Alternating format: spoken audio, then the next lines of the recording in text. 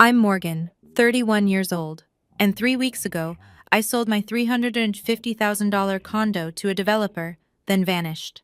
79 missed calls, 47 text messages, an email from my mother with the subject line, "What have you done?"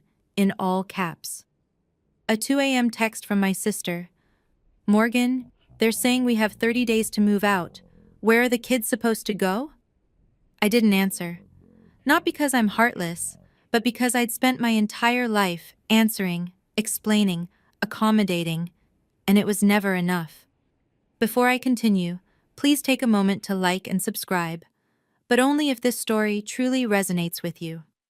Now, where are you listening from today? Drop your city and local time in the comments. I'd love to know who's here with me. Let me take you back 4 weeks to Christmas Eve dinner when I stood in my parents' kitchen and heard something I'll never forget. Growing up in the Platt family, I learned early that love came with conditions. I just didn't have the words for it then. My father, Harold, spent 30 years at a manufacturing plant before his back gave out and forced early retirement. My mother, Diane, ran our household like a small kingdom where loyalty meant compliance and questioning her meant betrayal. Then there was Kelsey, my younger sister by 3 years, the baby, the one who needed protecting. I was the odd one out, the kid who buried herself in textbooks, who won a full scholarship to college while Kelsey dropped out after 2 semesters with $40,000 in student loans. The family narrative wrote itself. Morgan got lucky. Kelsey got life. What no one mentioned was the 4 jobs I worked through school, the summers I spent interning while my sister vacationed, the promotions I earned while she collected excuses. But in my mother's eyes, success wasn't something you built. It was something that happened to you, like weather or fate. And if fate smiled on me, then surely I owed something to those it had passed over. The phone calls started small, $20 for gas, $100 for an unexpected bill, $500 when Derek, Kelsey's husband, lost another job. I always sent the money. I never asked questions. Looking back, I can't remember the last time my mother called just to ask how I was doing. Every conversation ended the same way, a request wrapped in guilt, delivered with the precision of someone who'd mastered the art of making obligation feel like love. I was the family ATM. I just hadn't read the fine print yet. But that Christmas, standing in the kitchen I'd grown up in, the terms and conditions finally became clear. 3 years ago, I bought a condo in a developing neighborhood on Chicago's northwest side. 2 bedrooms, clean lines, a view of the city that reminded me every morning how far I'd come. I paid off the mortgage last November. 8 years of disciplined saving, side consulting gigs, and saying no to vacations I couldn't afford. The day I made that final payment, I sat on my living room floor and cried, not from sadness, from relief, from proof that I existed outside of what my family needed from me. The neighborhood had changed since I moved in. New restaurants, a coffee shop on every corner, property values climbing steadily. My $280,000 investment was now worth $350,000, maybe more to the right buyer. My mother noticed. Every visit home came with comments that felt casual, but landed like stones. "You live alone in all that space?" she'd say, shaking her head. "Kelsey's kids share a bedroom the size of your bathroom." Thanksgiving last year, she pulled me aside. "You know, sweetheart, if you ever wanted to help your sister get on her feet, that condo of yours could change her life." I laughed it off. Surely she was joking. She wasn't. What I didn't know then was that Kelsey had already called the developers buying up the block. She'd asked if they were interested in purchasing her sister's unit. They declined. They didn't work through unauthorized intermediaries. She'd been circling my home like a shark for months, and I'd been too busy writing checks to notice the blood in the water. The Christmas dinner invitation arrived in early December. "Family only," my mother wrote. "We have so much to celebrate." I should have known then. Celebrations in the Platt family always cost someone something. Christmas Eve at my parents' house smelled like roasted turkey and cinnamon candles. White lights blinked along the porch railing. A wreath hung crooked on the front door, the same wreath from my childhood, its red bow faded to pink. Inside, the living room glowed. A small tree sat in the corner, weighed down with ornaments my mother had collected over 40 years. Frank Sinatra crooned from a Bluetooth speaker my father still didn't quite understand how to use. I arrived with gifts for everyone: a cashmere scarf for my mother, a new fishing reel for my father, art supplies for my niece Lily, age 5, and a stuffed dinosaur for my nephew Oliver, age 3. For Kelsey, a gift card to her favorite home goods store, practical and personal, safe. Morgan! Lily ran to me the moment I stepped inside, her arms wrapping around my legs. Aunt Morgan, I drew you a picture. I knelt down to accept a crumpled piece of paper covered in purple scribbles. It's beautiful, sweetheart. Is this a horse? It's you, she said seriously, with purple hair. I laughed and hugged her tight, breathing in the smell of children's shampoo and innocence. Kelsey and Derek arrived 20 minutes late, complaining about car trouble. Derek's handshake was limp. Kelsey's smile didn't reach her eyes. Dinner was pleasant enough: turkey, mashed potatoes, green bean casserole. My father told the same jokes he'd told for decades. My mother fussed over portion sizes. Oliver threw peas at his sister. Normal, familiar. But I caught it. The glance between my mother and Kelsey when they thought I wasn't looking. The slight nod. The way Derek checked his phone under the table, then showed Kelsey something that made her suppress a smile. They were waiting for something.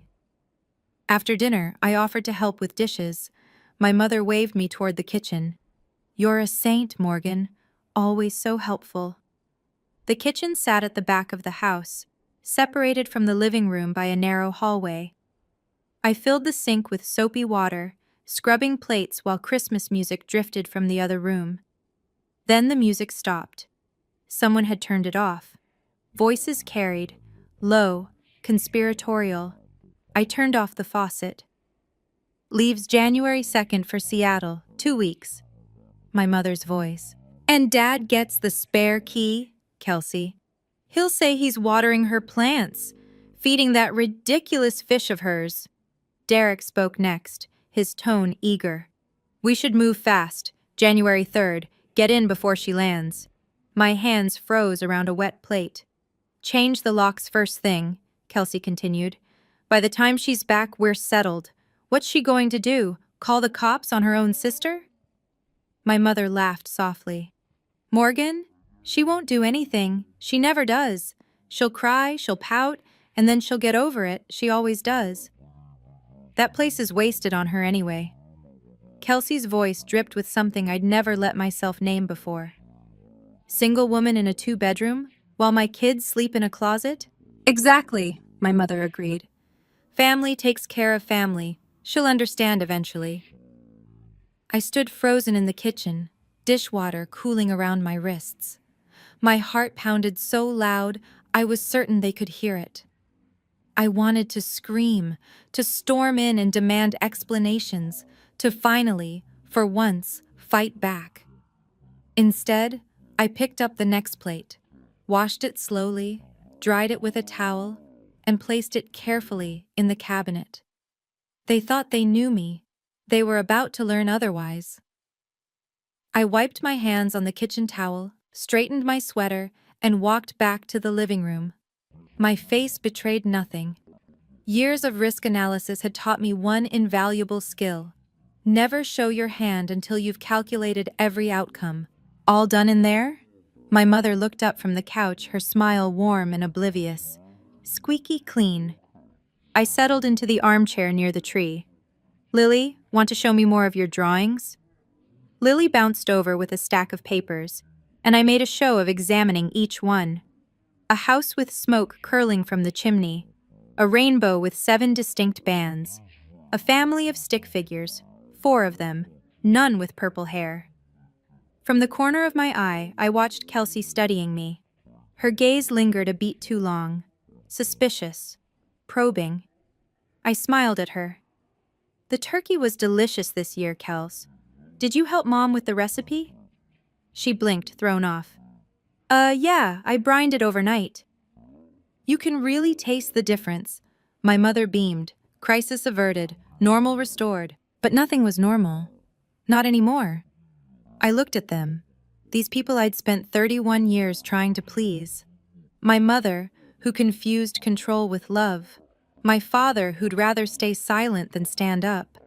My sister, who'd learned that being the victim was easier than being accountable. And Derek, who'd married into a family of takers and fit right in. They had always seen my kindness as weakness, my silence as permission. They were wrong. By the way, I said casually, I'm meeting with my lawyer next week, just some paperwork. My mother barely glanced up. That's nice, dear. She had no idea what she'd just dismissed. Later that evening, Kelsey found me on the back porch. The air was sharp and cold. I stood wrapped in my coat, watching my breath form small clouds that dissolved into nothing. She appeared beside me, arms crossed, shoulders hunched against the chill. "Getting some air?" she asked. "Just needed a minute." We stood in silence. Then she started. "So, Seattle. How long again?" 2 weeks? "Must be nice. Business travel." Her voice carried an edge. "I haven't been on a plane in 6 years." I said nothing. "Who's watching your place while you're gone?" "Dad offered to water my plants." "That's sweet of him." She paused, too casual. "Your neighborhood's really changing, huh? I drove by last month. Saw all those for sale signs." My pulse quickened, but I kept my voice even. "Developers buying up the block. They want to build something new." "Anyone make you an offer?" I turned to look at her, really look. The envy she'd spent years disguising as concern, the calculation behind every sisterly gesture. "A few people have asked," I said. "I'm not interested in selling." Her jaw tightened almost imperceptibly. "You should take care of your own rental first," I added, my tone light. "Didn't you say the landlord's been difficult?" She stiffened. "We're handling it." "Good." Kelsey opened her mouth, then closed it. Something flickered in her eyes. Doubt, maybe. The smallest crack in her certainty. But she recovered quickly. "Well, don't freeze out here." She turned and went back inside, leaving the door slightly ajar. I stayed a moment longer, watching the stars appear one by one. She'd been testing me, checking if I suspected anything. I'd passed her test. Now it was time for mine. I left my parents' house at 9:30, hugging everyone goodbye with practiced warmth.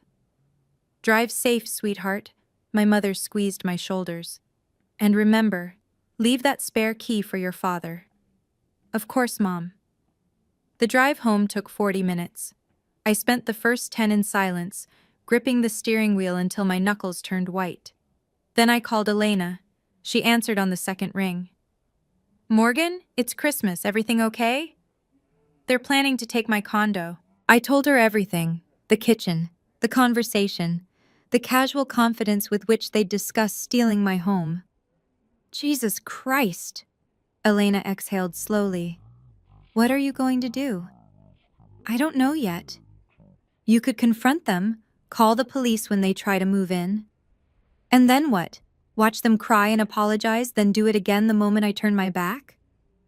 Elena was quiet. Then, "What about that Seattle promotion? The one HR's been asking about for 2 months?" She was right. The offer had been sitting in my inbox since late October. Senior Risk Analyst, Pacific Northwest Division. Permanent relocation. I'd been putting off the decision, telling myself I wasn't ready to leave Chicago. But what was I staying for? "I've also been getting calls from developers," I said slowly. "They want to buy the whole block, my unit included." "Morgan, are you thinking what I think you're thinking?" I merged onto the highway, the city lights stretching before me. I've spent 31 years being the person they wanted me to be. Maybe it's time to figure out who I actually am. After we hung up, I typed a message to Marcus Webb, my real estate attorney. "Marcus, I need to meet you on the 26th. It's urgent. I want to discuss all my options, including selling. The reply came within minutes. I'll clear my schedule. Marcus Webb's office sat on the 14th floor of a glass tower downtown. The day after Christmas, the building was nearly empty. Morgan. He gestures to a leather chair. Your message sounded serious. I told him everything. The kitchen conversation, the plan to move in while I was gone, the spare key my father would use. When I finished, Marcus leaned back. Let me make sure I understand. They plan to squat in your condo and present it as a done deal when you return? Yes. And you want to know your options? All of them. Marcus nodded. Option 1. Wait until they trespass, then call the police. They'd be removed, but they'd claim I gave verbal permission. It becomes my word against theirs. Exactly. Civil court. 3 to 6 months minimum. During that time, they could stay while the case drags on. And I'd be the sister who called the cops on her family. Marcus raised an eyebrow. That matters to you? I thought about Aunt Patricia, about the family grapevine, about how quickly Morgan kicked out Kelsey's children would spread. It's not about what they think of me, I said slowly. It's about the energy I'd spend fighting them. Every holiday, every family gathering. The battle would never end. Option 2, Marcus continued. You sell. The new owner handles eviction. You're not the villain. You're just someone who sold their property. The developers buying the block, are they still interested? Robert Smith? Very. He needs your unit to complete the project. I stared out the window at the gray Chicago sky. If I sold to him, I said, anyone living there would have to leave. Standard 30-day notice, non-negotiable with demolition permits. For the first time in days, I could breathe. Set up a meeting. Robert Smith was a pragmatic man with steel gray eyes and a handshake that meant business. We met in Marcus's conference room 2 days later. Robert slid a folder across the table. Ms. Platt, I'm prepared to offer 18% above market value. Cash. Closing in 10 business days. The number made my breath catch. Why the rush? My construction loan locks in on the 15th. After that, the bank adjusts terms unfavorably. I need all units by then. Marcus leaned forward. What about current occupants? Standard procedure. 30-day notice to vacate after closing. Demolition permits don't allow exceptions. I studied the contract. Then I looked up. I should be honest with you. I've been considering selling for a while since I received a job offer in Seattle 2 months ago. I was hesitant because this place meant something to me. Robert nodded, unsurprised. And now? Now I have additional reasons to move forward. The family situation Marcus mentioned. Yes. I met his gaze. If I sell to you, I'm not the one evicting anyone. You are. Your company sends the notice, your timeline, your demolition permits. That's correct. So I'm just a property owner who sold to a developer. Nothing more. Robert's expression didn't change, but I caught a flicker of understanding. That's exactly what you'd be. One more question. Has anyone else contacted you about my unit? He paused. About 2 months ago, a woman claiming to represent her sister. I declined. We don't work through unauthorized parties. 2 months. Kelsey had been circling my home like a shark while I was still writing her checks. I'll need until January 7th to decide. After that, the offer expires. 7 days. More than enough time to be certain. I want to pause here for a moment. If you've ever been in a relationship where someone treated you like a resource instead of a person, where family meant obligation without respect, I'd love to hear from you in the comments. And tell me, what do you think I should have done? A. Confront my family directly, or B. Continue with my quiet plan? Drop your answer below. I'm genuinely curious. Now let me tell you what happened next. New Year's Eve, my Uncle Richard's house in the suburbs. The gathering was modest by holiday standards. About 15 relatives crowded into a split level from the 1970s. A folding table held a spread of potluck dishes, champagne chilled in a cooler by the back door. I arrived alone, bearing a bottle of wine I had no intention of drinking. Kelsey and Derek were already there, working the room like politicians at a fundraiser. Derek's laugh was too loud. Kelsey's smile was too bright. They radiated the particular energy of people who believed their ship had finally come in.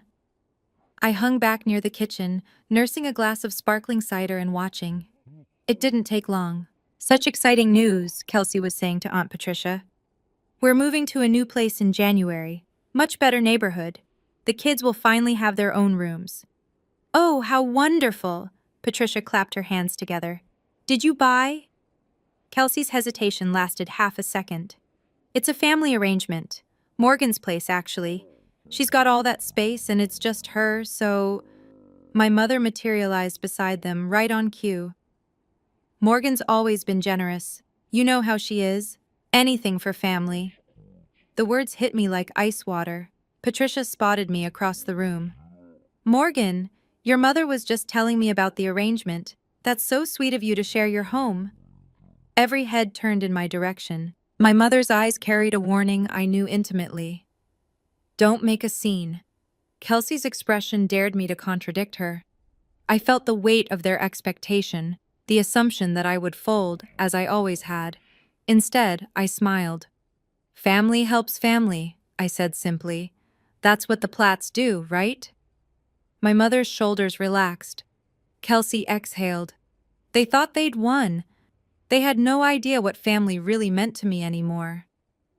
Aunt Patricia cornered me by the dessert table 20 minutes later. She was my mother's older sister, a woman who collected gossip like some people collected stamps. Her eyes sparkled with the particular gleam of someone about to pry. "Morgan, honey," she gripped my elbow. "Come talk to me." I let her guide me to a quiet corner near the stairs. "So," she began, her voice dropping to a conspiratorial whisper, "your mother told me everything about letting Kelsey move in." "Did she?" "You're such a good sister. Not everyone would do that, you know, give up their own home." "I'm not giving it up," I said carefully. "It's more of a transition." "Still," Patricia shook her head, "with everything Kelsey's been through, those precious children, and that husband of hers," she lowered her voice further. "Between you and me, I don't think Derek will ever amount to much." I said nothing. "Your mother said you agreed to this weeks ago. Said it was your idea, even." There it was, the lie, spreading through the family like wildfire. By the time I returned from Seattle, the narrative would be set in stone, generous Morgan finally doing her duty. "Aunt Patricia," I said, "I appreciate your concern. But what happens with my condo is between me and my immediate family."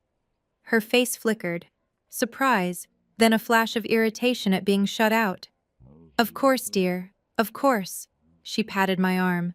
"I just want you to know, we all think you're doing the right thing." I smiled, though it didn't reach my eyes. The right thing. They'd been telling me what the right thing was my entire life. I was about to show them what it actually looked like. Midnight approached. Somewhere in the house, someone started counting down. New Year's Eve, 11:58 p.m. I sat alone in my condo, laptop open, the city glittering beneath my windows. Fireworks would start soon, celebrations for people who believed in fresh starts. 2 emails waited on my screen. The first, Marcus's final paperwork, Robert Smith's offer, 10 days to closing. 30 days after that, demolition. The second, HR's confirmation of the Seattle transfer, Senior Risk Analyst, Pacific Northwest Division. Start date January 20th, permanent relocation. I'd been afraid to accept either for months, afraid of what leaving meant, afraid of being selfish. But what was I holding on to?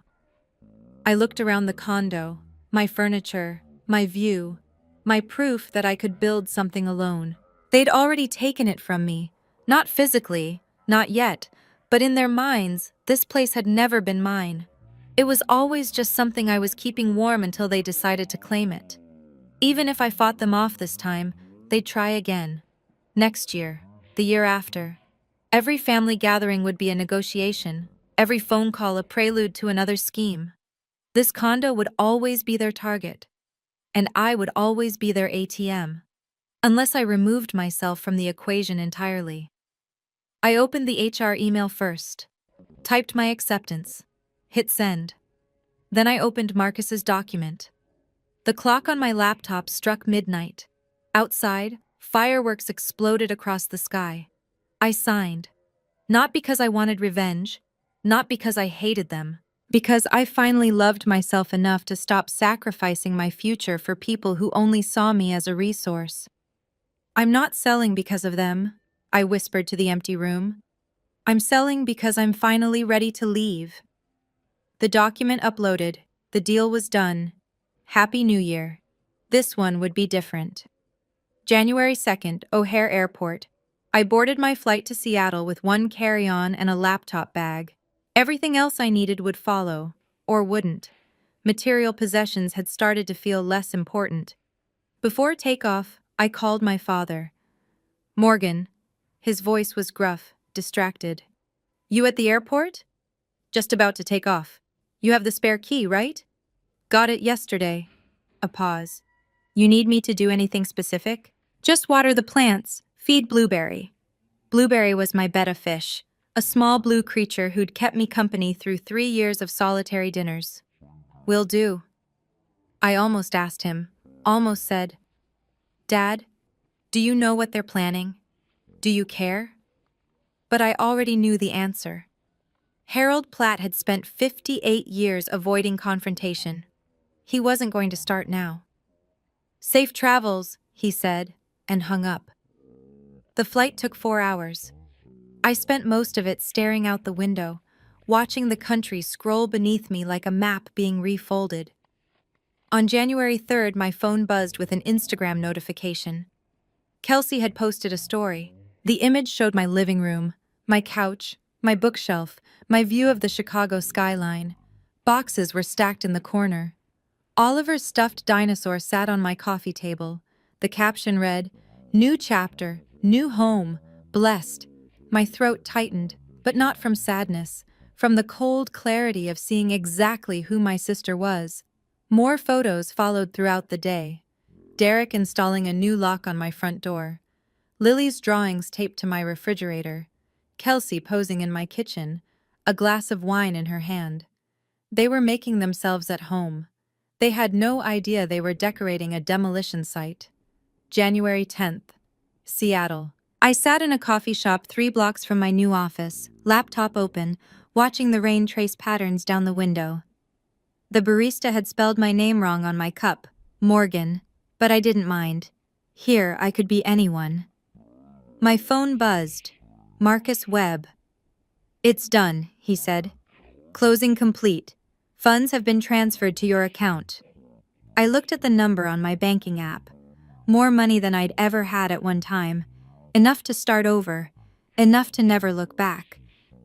And the notification timeline? Robert's team will post the demolition notice within 7 to 10 days, standard 30-day vacate period after that. Thank you, Marcus. Morgan. His voice softened. Are you sure about this? Once that notice goes up, there's no taking it back. I thought about Kelsey's Instagram stories. About my mother's confident assurance that I would get over it. About my father, who had handed over my key without a single question. I'm sure. All right then, he paused. For what it's worth, I think you're doing the right thing. We hung up. I closed my laptop and wrapped my hands around my coffee cup, letting the warmth seep into my fingers. Outside, Seattle went about its gray, rainy business. Strangers walking dogs, couples sharing umbrellas, people living lives that had nothing to do with mine. I felt strange. Not triumphant, not vindictive, just light. Like I'd set down a weight I'd been carrying so long I'd forgotten it wasn't part of me. My phone buzzed again. A text from Elena. How are you holding up? I typed back. Better than I expected. The notice goes out soon. Are you ready for what comes next? I watched the rain fall. I've been ready for years. January 18th. I was in a morning meeting when my phone started vibrating. Once, twice, a third time. I silenced it and focused on the presentation. By lunch, I had 17 missed calls. The first voicemail was from my mother. Morgan Elizabeth Platt, you call me back right now. What have you done? What have you done? The second was from Kelsey, her voice shrill with panic. There are people here, with papers. They're saying we have to leave in 30 days. Morgan, this has to be a mistake. Call me. The third was from Derek. This is insane. You can't just sell a place with people living in it. We're calling a lawyer. The fourth was my father. He didn't leave a message, just 10 seconds of heavy breathing before hanging up. I sat in my car in the parking garage, scrolling through text messages that ranged from confused to furious to desperate. Kelsey, call me now. Mom, how could you do this to your sister? Kelsey, the kids are terrified. Morgan, Mom, we raised you better than this, Derek. You'll be hearing from our attorney, Kelsey. I looked up the property records. You sold it. You actually sold it. Mom, your father is having chest pains. Kelsey, 30 days. Morgan, where are we supposed to go? I read each message carefully.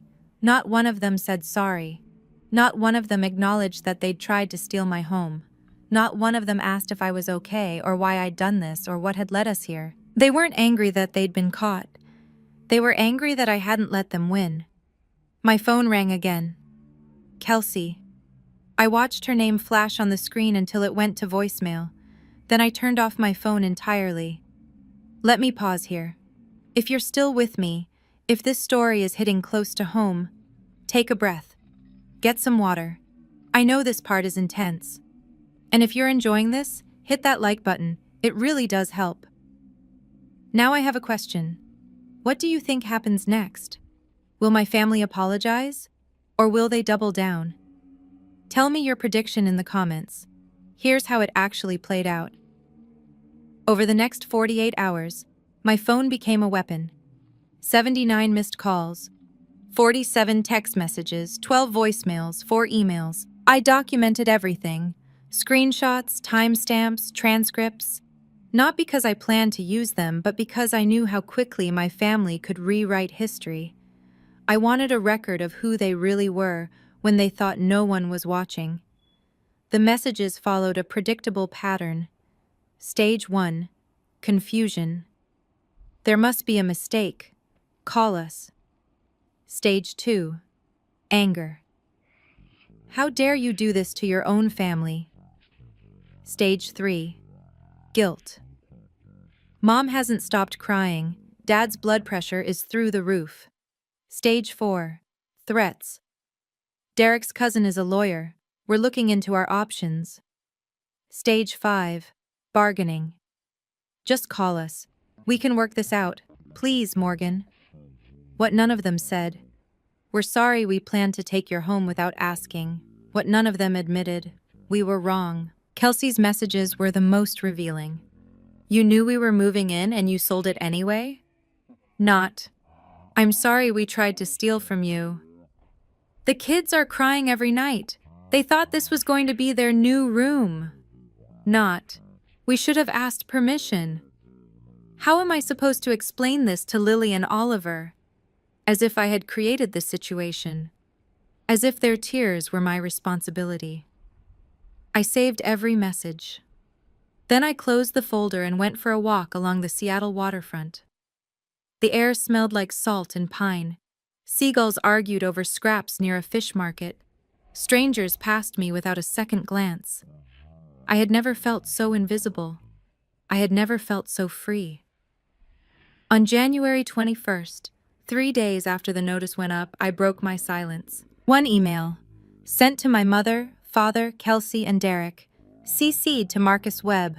I wrote it sitting at my kitchen table in my temporary Seattle apartment, a cup of tea growing cold beside me.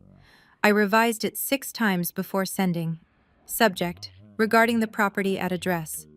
To my family, I have sold my condominium, a property I purchased with my own money and owned solely in my name, to a development company. This was entirely within my legal rights. I am aware that some of you moved into the property without my knowledge or consent during my absence. The new owners have issued a standard 30-day notice to vacate, as is their right under the demolition permit. I will not be discussing this matter further. If you require assistance finding new housing, I recommend contacting the Chicago Housing Authority or similar local resources. This is my final communication on this subject. Morgan, I didn't explain. I didn't accuse. I didn't list their offenses or catalog my pain. I simply stated facts and closed the door. The responses came quickly. From Kelsey, "That's it? That's all you have to say?" From Derek, "This isn't over." From my mother, "I don't know who you are anymore. The daughter I raised would never be so cruel." I read each one, then archived them. My mother's words should have hurt. Maybe in another life they would have.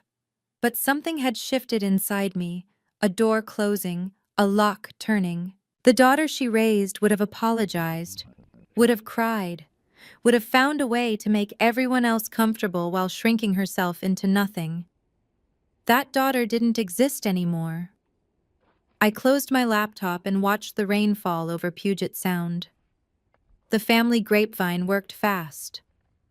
Within a week, I'd received messages from 3 aunts, 2 uncles, and a cousin I hadn't spoken to since high school. The narrative had crystallized. Morgan sold her house out of spite while her poor sister's family was living there. No mention of the scheme hatched over Christmas dinner. No acknowledgement that they'd moved in without permission. Just, "How could you do this to Kelsey?" Aunt Patricia called twice. I let both go to voicemail. To Morgan, honey, this is Aunt Patricia. I just want you to know that your mother is devastated. Absolutely devastated. She keeps saying she doesn't understand where she went wrong. I think you owe her an apology, don't you? Family is family after all. Call me. I deleted the message. Some relatives simply stopped speaking to me. I could see the blocked notifications, the unanswered friend requests, the social media silence. I was being erased from the family story, written out like a character who'd outlived her usefulness. But not everyone followed the script. A text arrived from Great Aunt Dorothy, my grandmother's younger sister. She was 83 and had always been the family's quiet observer. "Morgan, I don't know the whole story and I won't ask, but I've watched you take care of that family for years while they took from you. Whatever happened, I trust you had your reasons. I'm proud of you." I read the message 3 times. Then I cried. Not from sadness, but from the overwhelming relief of being seen. One person in my entire family understood. I typed back, "Thank you, Aunt Dorothy. That means more than you know." Her reply came immediately. "Sometimes the bravest thing you can do is walk away. Stay strong, sweetheart." I saved that message in a separate folder, for the hard days ahead. The 30-day deadline arrived on February 17th. I learned the details secondhand, through Elena, who'd heard from a mutual acquaintance still connected to Chicago gossip. Kelsey and Derek had nowhere to go. Derek's parents, estranged for years over money he'd borrowed and never repaid, declined to help. His brother's apartment was too small. Friends suddenly remembered prior commitments. In the end, they moved into my parents' house. 3 bedrooms, 6 people. My mother's carefully controlled kingdom overrun with toy trucks, sippy cups, and a son-in-law she'd always secretly despised. "Diane's losing her mind," Elena reported during one of our calls. Apparently she didn't realize helping Kelsey meant living with Kelsey. "How are the kids?" "Kids are fine. Kids are resilient. It's the adults who are struggling." I felt a twist of something in my chest. Guilt, maybe. Or its ghost. "They made their choices," Elena added gently. "You're not responsible for the consequences." "I know. Do you, though?" I was quiet for a moment. "I'm working on it." A week later, I saw a social media post from Kelsey. No pictures this time, just text. "Sometimes the people you trust the most let you down the hardest. But we're survivors. We'll get through this." The comments were full of sympathy, heart emojis and prayer hands, promises that karma would handle whoever did this. I was the villain of her story now, the cruel sister who'd abandoned her family. The same day, I received one more message. From my father. I'm sorry. Just 2 words. No explanation. No context. I stared at them for a long time, trying to decode their meaning. Was he sorry for what he'd done? For what he'd allowed? For the family I'd lost? Or the one he was stuck with? I saved the message, but I didn't reply. Spring arrived in Seattle like a whispered promise. I found a permanent apartment near Green Lake, a small studio with big windows and a view of cherry blossoms.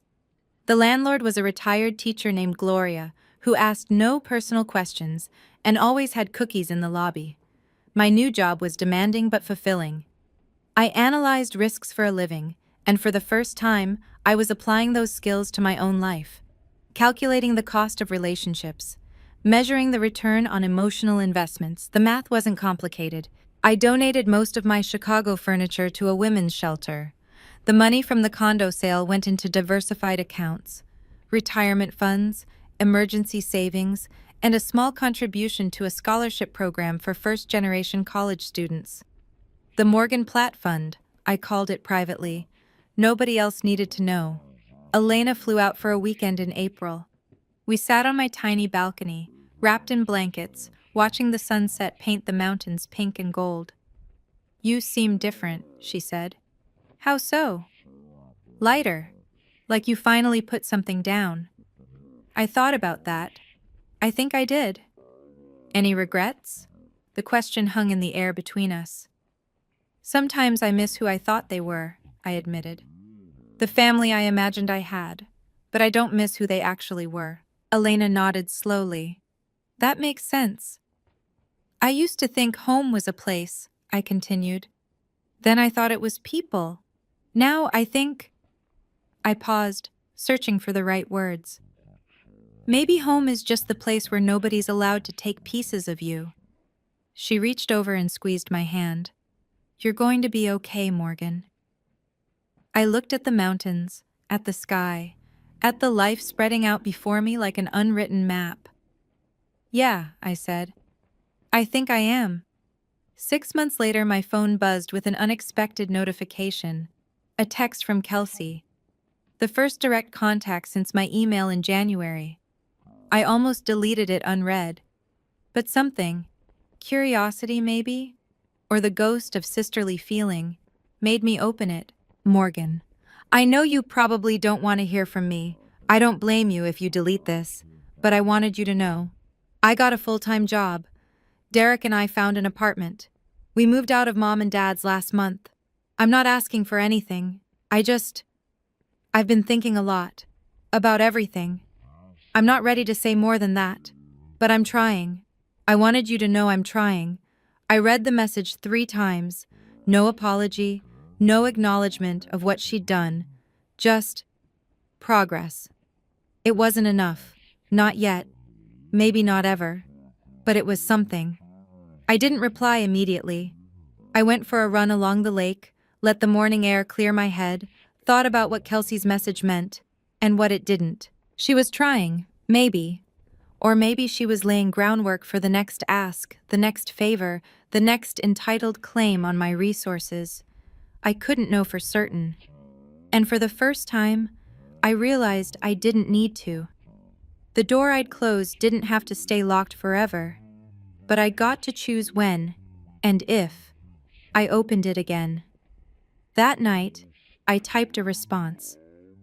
Thank you for letting me know. 4 words. Nothing more. Kelsey replied, okay. And that was it.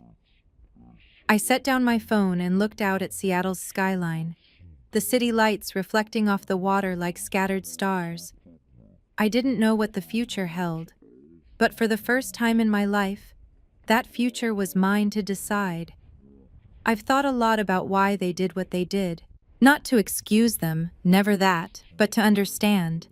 Because understanding is how you stop repeating patterns. Kelsey and my mother operated from a belief system so ingrained they probably couldn't see it. Family means sharing everything, and whoever has more owes it to those who have less. Entitlement wrapped in the language of love. My mother saw herself as a protector. She'd spent her whole life shielding Kelsey from consequences, which meant Kelsey never learned there were any. When you're raised to believe the world owes you something, you stop questioning whether you've earned it. And Kelsey? She wasn't born cruel. She was shaped by circumstances, by being the struggling one, the one who received sympathy instead of accountability. Taking became normal, expected, her right. Then there was me. I was the overfunctioner, the fixer, the one who kept the peace by sacrificing pieces of myself so small I barely noticed them going. Until one day I looked up and realized I'd given away everything but my name. The thing about being the family ATM is this. The moment you stop dispensing cash, you find out exactly what you were worth to them. If you're listening to this and recognizing yourself, if you're the one who always gives, who never asks, who smooths over every conflict at the cost of your own needs, I want you to hear something. You are allowed to stop. You are allowed to say no. You are allowed to love your family and still walk away from them. Setting boundaries isn't cruelty. It's survival. It's also the only way to find out if someone truly loves you or just loves what you provide. Ask yourself, if I stopped giving, would they still call? The answer might break your heart, but it will also set you free, and that's my story. If you stayed until the end, thank you. Truly, I'd love to hear from you. Have you ever had to set boundaries with your family? How did it go? What did you learn? Drop your story in the comments. I read every single one. And if this resonated with you, please like, subscribe, and check out the similar stories linked in the description below. Take care of yourselves. You deserve it.